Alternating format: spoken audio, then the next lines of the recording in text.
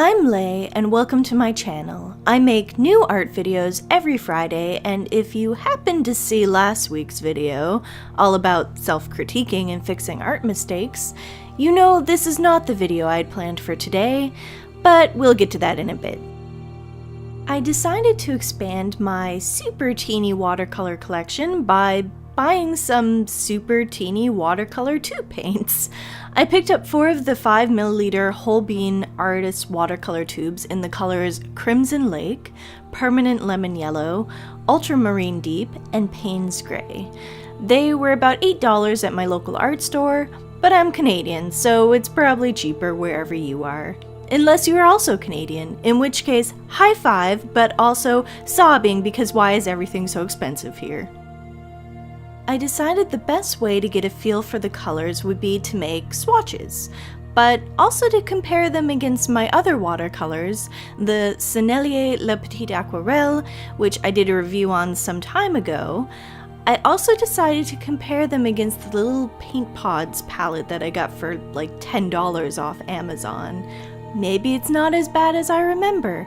Maybe it's a perfectly fine palette and I'm being mean. We'll get back to that in a bit too. Okay, getting back to the fact this video is here instead of my watercolor video for Sailor Pluto. Yeah, she isn't finished yet.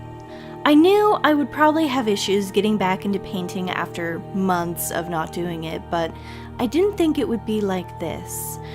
I know watercolor is a simple, forgiving medium, but when you see artists like Nen Chang and Kelly McKernan creating bloody masterpieces with it, it's really terrifying to even try. I know that's the biggest thing holding me back too, and it always has been, comparing myself and my skill levels to other artists. But this video isn't about self-doubt. Back to the paints. I did not purchase them in a set. I chose these colors myself based on the fact they were all transparent and non-staining. Of the brands at my local art store, Holbein was one of the few that offered the teeny 5ml tubes individually. Often you can find them in sets, and I'd heard good things about the brand in general. I did mix the tertiary colors of orange, green, and purple to see how well they mix, and you'll see the colors are a bit iffy in the final swatches. That could be me though, maybe I just didn't mix them well enough. With Sennelier, I tried to choose colors similar to what I had in the Holbein tubes for comparison. Thankfully, in my Sennelier review, I created a whole sheet of swatches, so that made it easier. With the Lil Paint Pods, I never created any swatches, so I could only eyeball what I thought would work well. The greens for both Sennelier and Lil Paint Pods do not match the green I created with Holbein at all, but I tried. So, at this point you're probably thinking, what are you talking about, Lay? The Lil Paint Pod swatches are looking better than the Sennelier ones. In Sennelier's defense, I did not fully saturate the pans with water before dipping my brush in, so I'm sure they would have been more pigmented if I did activate them with water first. Also, at this angle, you may not be able to see how horrible the Lil Paint Pods really look. There are dried swatches coming up, just you wait. The Sennelier colors are also not supposed to be exact dupes for the Holbein colors. For example, the purple in my Sennelier palette does not match the indigo created by mixing the Holbein paints.